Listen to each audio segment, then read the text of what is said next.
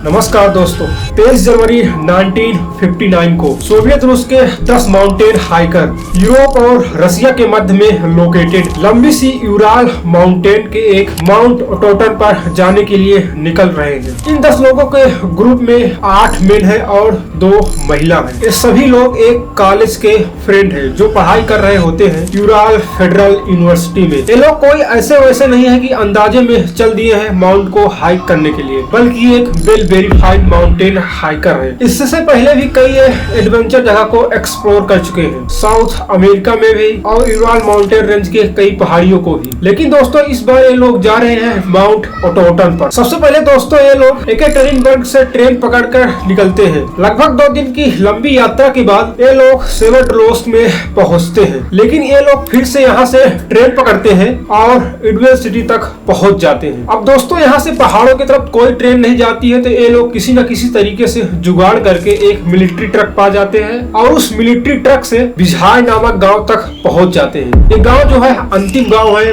बहुत शहरी इलाकों से। इसके बाद सिर्फ पहाड़ ही पहाड़ है। घर से निकले हुए दोस्तों इनको 4 दिन बीत चुके हैं और इनकी ट्रिप मात्र 21 दिन की थी। फाइनली दोस्तों 27 जनवरी को वे लोग अपनी यात्रा शुरू कर देते हैं। इन सभी 10 मेंबर में से इगोर डेटलाव को कैप्टन बनाया जाता है, क्योंकि दोस्तों इनके पास बहुत ही एक्सपीरियंस था ऐसी जगह को एक्सप्लोर करने के लिए और ये लोग आगे बढ़ते जा रहे थे। टेम्परेचर -20 डिग्री सेल्सियस पहुंच गया था और अगले ही दिन 28 फरवरी को इनके एक मेंबर यूरी युडगिन के पैर में जकड़न आ जाती, वो भी ठंड के कारण। इस वजह से दोस्तों इनको वापस कर दिया जाता है अपने इस ट्रिप से। बाकी बचे 9 लोग अब आगे यात्रा कर रहे हैं। ये लोग रास्ते में काफी फोटो लेते हैं। इन सभी फोटो को आप देख सकते हैं इस इमेज में, और स्केटिंग करते हुए आगे जा रहे थे। ऐसा करते करते दोस्तों ये लोग जनवरी बिता देते हैं। फाइनली 1 फरवरी को ये लोग खोलात सयाक नामक एक माउंटेन पर पहुंच जाते हैं। यहाँ से दोस्तों माउंट टोटन जो है 15 किलोमीटर की दूरी पर लोकेटेड है। पर दोस्तों आज रात ये लोग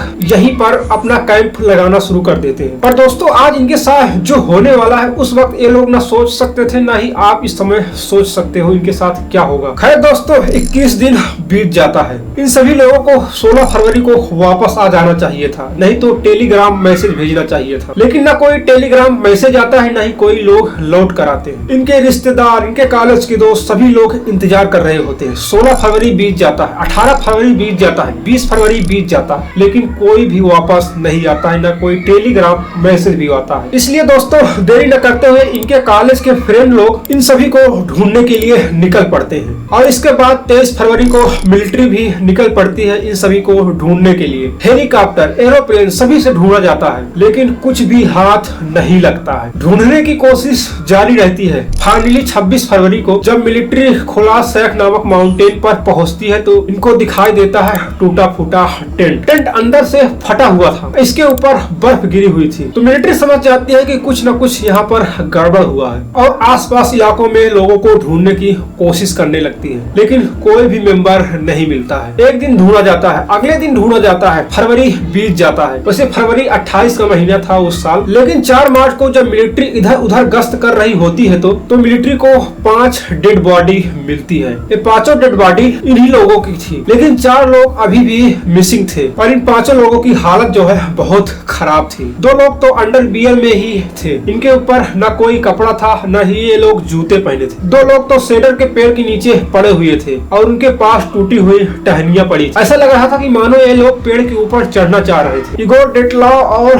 2 लोग टेंट और पेड़ के बीच पड़ने वाले रास्ते में मिले थे। ऐसे लग रहा था कि ये लोग टेंट की तरफ आगे बढ़ना चाह रहे थे। इनके सिर पर हल्की सी चोट थी, लेकिन दोस्तों अभी तक 4 मेंबर नहीं मिले हैं। मिलिट्री उस जगह की खोजबीन कर रही होती है। मार्च बीत जाता है, अप्रैल बीत जाता है, गर्मी का सीजन आ जाता है रूस में। वैसे रूस में गर्मी ज्यादा तो नहीं पड़ती, लेकिन टेम्परेचर थोड़ा बढ़ जाता है। लेकिन दोस्तों मई के महीने में जब वहाँ से बर्फ पिघलना शुरू होती है तो 4 लोगों की और डेड बॉडी मिलती है। बॉडी की हालत जो है बहुत ही खराब थी। कुछ लोग दूसरों के कपड़े पहने हुए थे, तो एक लोग की सीने की हड्डियां टूटी थी। जो महिला थी उनकी तो जीभ कट गई थी। एक लोग की खोपड़ी डैमेज थी। इसी तरह से दोस्तों 9 मेंबर को खोज लिया गया, लेकिन ये सभी मेंबर किसी न किसी तरीके से घायल थे। ऐसे लग रहा है कि इनके ऊपर कोई न कोई वार किया है या आपस में झगड़ा कर लिए। लेकिन झगड़ा इतना नहीं हो सकता कि आपस में ये लोग मर जाएं। तो आखिर में सवाल आता है कि आखिर इनके पास चोट कैसे आई और ये लोग मारे कैसे गए, पर किसी के पास कोई जवाब नहीं। लेकिन डॉक्टर अपने रिपोर्ट में बताते हैं कि हाइपरथर्मिया की वजह से ये लोग मारे गए। हाइपरथर्मिया होता है क्या दोस्तों कि जब किसी व्यक्ति को बहुत ही ठंडी लग जाती है, जिसकी वजह से उसका शरीर काम करना बंद कर जाता है। लेकिन डॉक्टर का ये जवाब तो ठीक था कि हाँ, ठंड की वजह से कोई मर सकता है, लेकिन जो इनकी हड्डियां टूटी थी, जीभ कटी थी और कुछ घटनाएं हुई थी, उसके बारे में क्या जवाब है। इस वजह से दोस्तों 3 थ्योरियां निकल कर आती हैं। पहली थ्योरी एवलांच की थ्योरी। इस थ्योरी के हिसाब से जब सभी लोग उस रात माउंट शार्क पर सो रहे थे टेंट लगाकर, तो बर्फ का ग्लेशियर टूटा और इनके ऊपर आ गिरा और सभी लोग घायल हो जाते हैं और टेंट को चीर कर बाहर निकलते हैं। इसी वजह से दोस्तों ये सभी के लोगों की हालत खराब थी और जख्म भी आए थे, चोट भी लगी थी। पर दोस्तों इस थ्योरी में प्रॉब्लम 2 है। इनका जो टेंट है वो पूरी तरह से ढका हुआ नहीं था बर्फ से, और दूसरी प्रॉब्लम थी कि एवलांच का उस समय कोई भी सोर्स नहीं मिलता, यानी कि कोई भी ऐसी जानकारी नहीं थी कि एवलांच आया हुआ था, और लोगों को इंजरी जो है ज्यादा थी, तो इससे साबित नहीं होता कि एवलांच की वजह से इनको जख्म आया और ये लोग मारे गए। दोस्तों और आती है दूसरी थ्योरी, एटी अटैक थ्योरी। ऐसा कहा जाता है कि इन सभी लोगों के ऊपर एटी का अटैक किया गया। जब ये सभी लोग टेंट में सो रहे थे तो स्नो क्रिएचर एटी ने इन पर अटैक कर दिया। इस वजह से दोस्तों यह जरूर साबित हो जाता है कि इनके ऊपर चोट कैसे आई। और दोस्तों दूसरी बात, इगोर डेटलाव लिखते हैं कि अपनी डायरी में, बी नाउ स्नोमैन एग्जिस्ट। ये दोस्तों एटी की एक मिथिकल कहानी है, इसलिए इस पर कोई विश्वास नहीं करता, न ही एटी का कोई फुटप्रिंट मिलता है। वैसे दोस्तों एटी की कहानी बहुत ही इंटरेस्टिंग है, अगर आप चाहते हैं तो इस पर मैं वीडियो बनाऊं तो आप कमेंट कर सकते। और हाँ, इन सभी लोगों के ऊपर एटी का कोई निशान नहीं था, ना कोई दांत का खरोच, ना ही इनके ऊपर किसी प्रकार का कोई एनिमल का खरोच था कि ऐसा लगे कि एटी ने ही अटैक किया है। सो दोस्तों इस वजह से इस थ्योरी को भी नकार दिया गया। इसके बाद आती है दोस्तों तीसरी थ्योरी। दोस्तों तीसरी थ्योरी है मिलिट्री एक्सपेरिमेंट थ्योरी। ऐसा कहा जाता है कि रशियन आर्मी जो है उस जगह पर एक सीक्रेट वेपन का टेस्ट कर रहे थे, और दूर दराज के लोग कह रहे थे कि उस रात वहाँ पर कुछ ऐसे चमकदार रोशनी भी हुई थी। लेकिन दोस्तों इस थ्योरी से